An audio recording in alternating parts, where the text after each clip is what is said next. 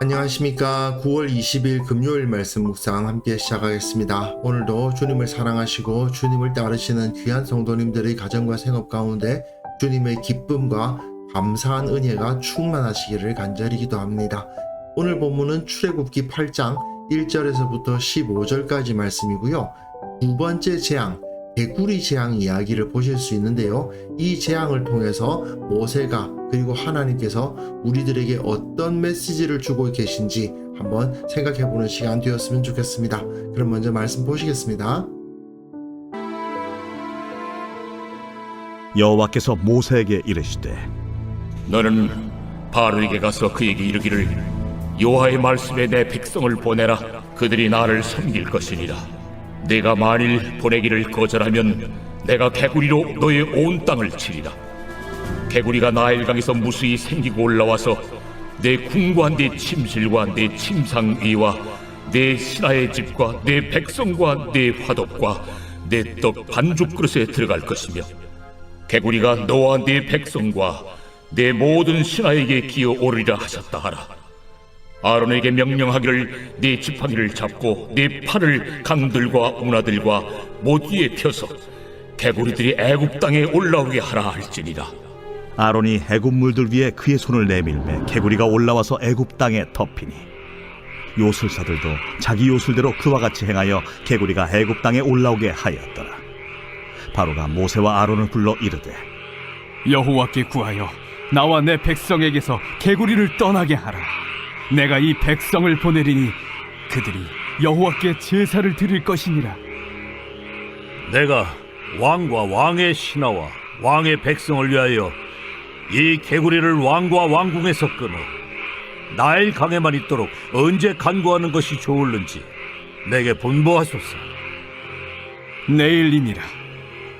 왕의 말씀대로 하여 왕에게 우리 하나님 여호와와 같은 이가 없는 줄을 알게 하리니 개구리가 왕과 왕궁과 왕의 신하와 왕의 백성을 떠나서 나일 강에만 있으리이다. 모세와 아론이 바로를 떠나 나가서 바로에게 내리신 개구리에 대하여 모세가 여호와께 간구하매 여호와께서 모세의 말대로 하시니 개구리가 집과 마당과 밭에서부터 나와서 죽은지라. 사람들이 모아 무더기로 쌓으니 땅에서 악취가 나더라. 그러나 바로가 숨을 쉴 수 있게 됨을 보았을 때에 그의 마음을 완강하게 하여 그들의 말을 듣지 아니하였으니 여호와께서 말씀하신 것과 같더라. 어제 본문에서 나일강이 피로 변하는 재앙을 보셨습니다. 나일강은 오시리스의 핏줄이라면서 그 오시리스의 핏줄로부터 우리는 복을 받아서 번영할 수 있다. 이렇게 생각했던 애굽인들에게 그래 오시리스의 핏줄이라고 좋아 거기에 피 잔뜩 한번 채워주지. 하나님께서 그곳을 전부 다 피로 채워버리시니까 저들이 마실 물이 없어서 고통을 당하는 모습을 보셨죠.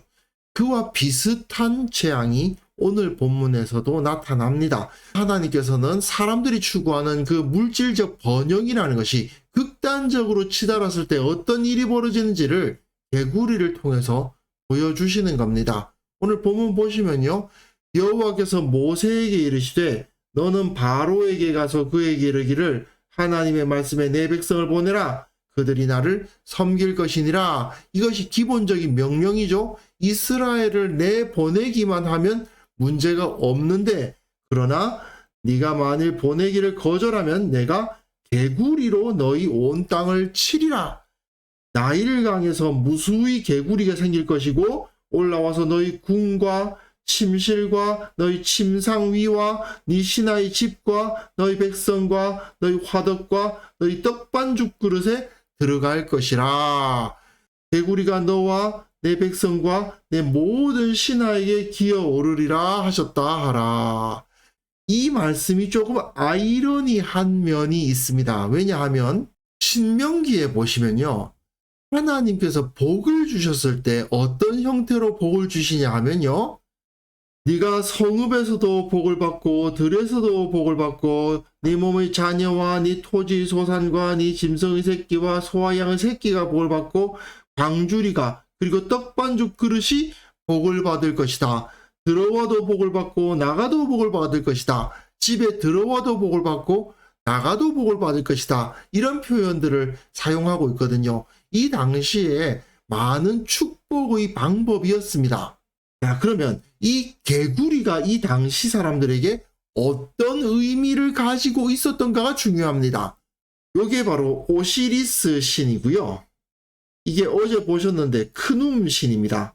그리고 이 크눔 신이 나일강을 주관한다는 신입니다. 그리고 이 크눔 신의 아내가 있어요. 신이 남편도 있고 아내도 있고, 그런데 그 아내가 뭐냐 하면 이 헤케트라는 신입니다. 헤케트.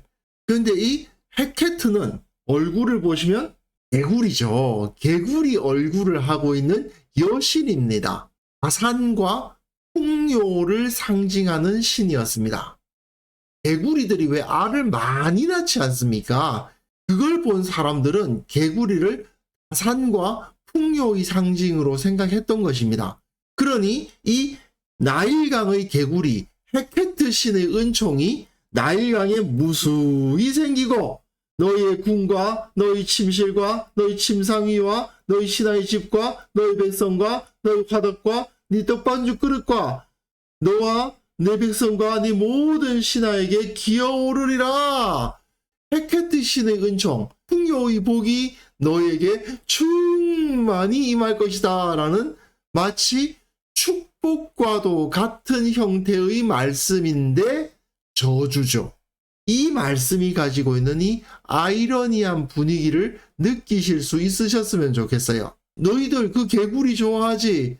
다산과 풍요의 상징이라며. 그래, 좋아. 그 다산과 풍요의 상징이 네가 가는 곳곳마다 가득하게 해줄게. 어제 본문에서 저 나일강이 오시리스의 핏줄이라고. 좋아, 내가 진짜 피로 채워주지. 그렇게 나일강을 완전히 피로 가득 채워버리셨던 하나님께서 이번에는 너희들 그 나일강의 크눔신의 아내라는 헤케트의 은총 엄청 좋아하더라? 그래, 너에게 가득 채워주마. 이렇게 말씀하시는 거죠. 그래서 여호와께서 모세에게 이르시되 아론에게 명령하기를 내 지팡이를 잡고 네 팔을 강들과 운하들과 모두에 펴서 개구리들이 애굽 땅에 올라오게 하라 할지니라. 아론이 애굽 물들 위에 그 손을 내밀매 개구리가 올라와서 애굽 땅에 덮입니다. 문제는 요술사들도 자기 요술대로 그와 같이 행하여 개구리가 애굽 땅에 올라오게 할 수는 있었습니다. 물을 피로 변하게 하는 요술도 부릴 수 있고 개구리가 물에서 생기게 하는 요술도 부릴 수는 있었는데 문제는 무엇이냐? 그 개구리를 나일강으로 돌려보낼 수 있는 능력은 없었죠. 그러니 바로가 모세와 아론을 부를 수밖에 없습니다. 여호와께 구하여. 자, 여호와께 구하라. 여기서 바로가 여호와 하나님을 인정하기 시작함을 보여주죠. 나와 내 백성에게서 개구리를 떠나게 하라. 내가 이 백성을 보내리니 그들이 여호와께 제사를 드릴 것이니라.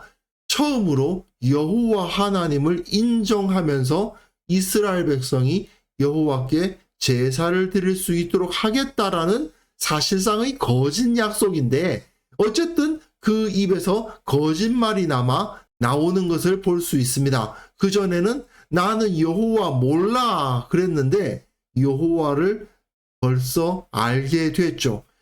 나일강이 피로 변할 때는 못 느꼈을지 몰라도 그 나일강에서 개구리가 그토록 좋아했던 풍요의 상징 개구리가 잔뜩 올라오니까 꼼짝 못하고 여호와 하나님을 인정하고 있지 않습니까? 그러니 모세가 바로에게 이르되 내가 왕과 왕의 신하와 왕의 백성을 위하여 이 개구리를 왕과 왕궁에서 끊어 나일강에만 있도록 언제 간구할 것이 좋을든지 내게 분부하소서. 이 말을 하는 이유는 증거를 보이기 위함이죠. 그냥 개구리가 원래 사라질 수밖에 없었는데 사라진 건지, 아니면 정말 모세가 하나님께 기도해서 개구리가 사라진 건지 알아볼 수 있도록 증명을 하기 위해서 그 시간을 정하라는 거 아닙니까? 그러니까 바로는 내일 바로 그 일이 일어나면 여호와 하나님께 기도해서 이 개구리가 없어진 것을 인정하겠다라고 말한 셈이 되는 거죠. 그리고 또한 우리는 모세가 한 말, 개구리가 나일강에만 있도록 한다라는 말이 상당히 중요함을 우리는 기억할 필요가 있습니다. 개구리가 다산과 풍요의 상징으로서 좋은 것으로 여겨졌다 하더라도 개구리는 나일강 안에 있을 때만 좋은 거지, 그 다산과 풍요, 번영이 온 곳에 가득해서 사람의 무한한 욕심을 다 채우게 되면 그것이 오히려 재앙으로 변할 수밖에 없다는 것을 여기에 보여주고 있는 거죠. 너희가 좋아하는 그 개구리도 나일강 안에만 있을 때 좋은 것이고, 너희가 좋아하는 그 다산과 풍요와 번영도 하나님께서 허락하신 적절한 수준에 머물러 있을 때 좋은 것이다. 이렇게 가르치고 있는 부분인 겁니다. 그래서 개구리가 왕과 왕궁과 왕의 신하와 왕의 백성을 떠나서 나일강에만 있으리이다. 나일강에만 있도록, 나일강에만 있도록, 이 표현을 통해서 하나님도 하나님의 백성들에게 복을 주시죠. 다산과 풍요의 복 주십니다. 하나님도 우리를 먹게 하시고 필요한 것들을 채우게 하시고 하나님 앞에서 감사하며 기쁘게 살아갈 수 있도록 해 주시는데, 문제는 그 수준이 나일강 안에 있는 수준으로 너무 부유해서 교만해지지 않고 너무 가난해서 범죄하지 않도록 하나님께서 우리들에게 복을 주시는 것을 우리는 깨달아야 하는 거죠.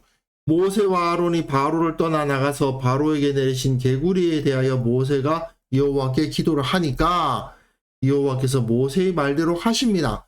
개구리가 집과 마당과 밭에서부터 나와서 죽었습니다. 그러니까 사람들이 모아 무더기로 쌓으니 땅에서 악취가 나더라.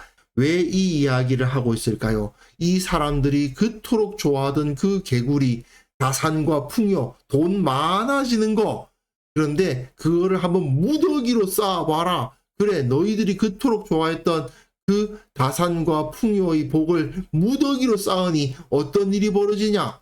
땅이 썩어서 악취가 나는 일이 벌어지는 겁니다.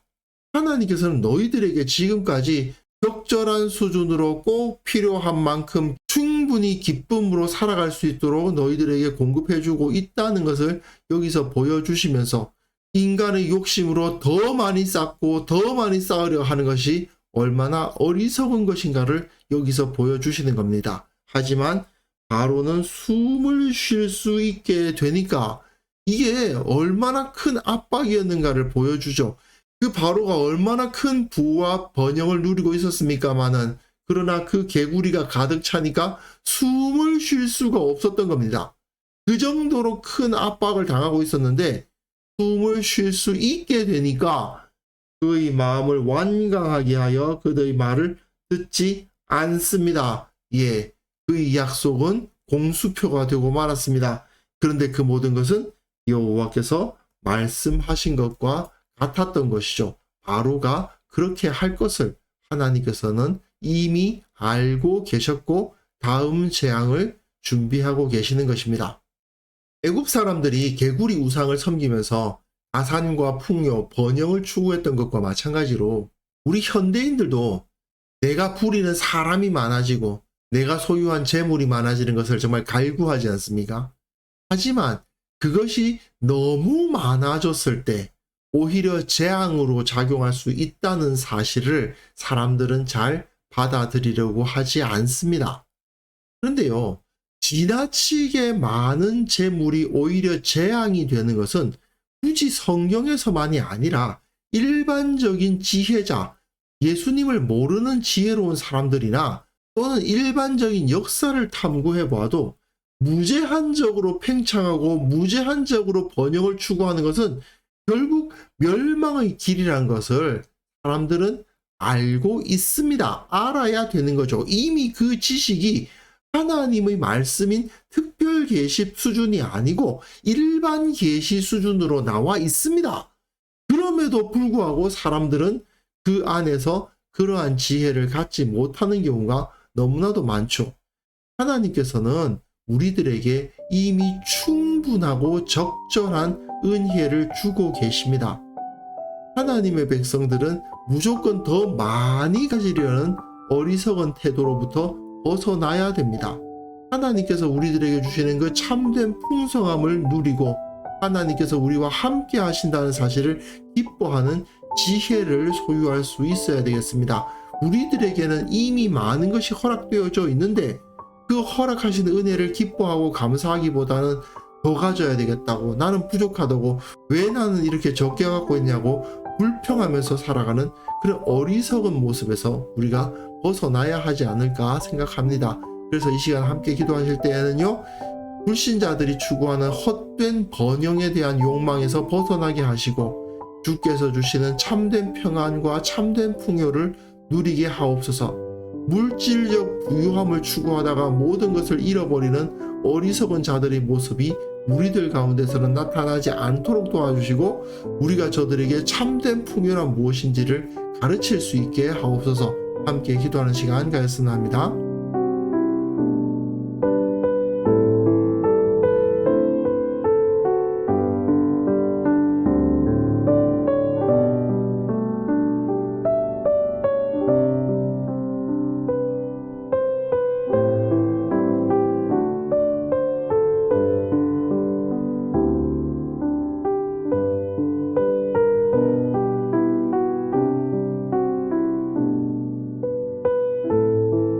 하나님 아버지, 우리들에게 참 지혜를 허락하여 주옵소서. 세상 사람들이 추구하는 헛된 번영에 대한 욕망이 우리 마음을 침투하지 않도록 도와주시고 주님께서 우리에게 충분한 복과 은혜를 주시고 계심을 깨달으며 참된 평안과 풍요를 누리는 자들 되게 하여 주옵소서.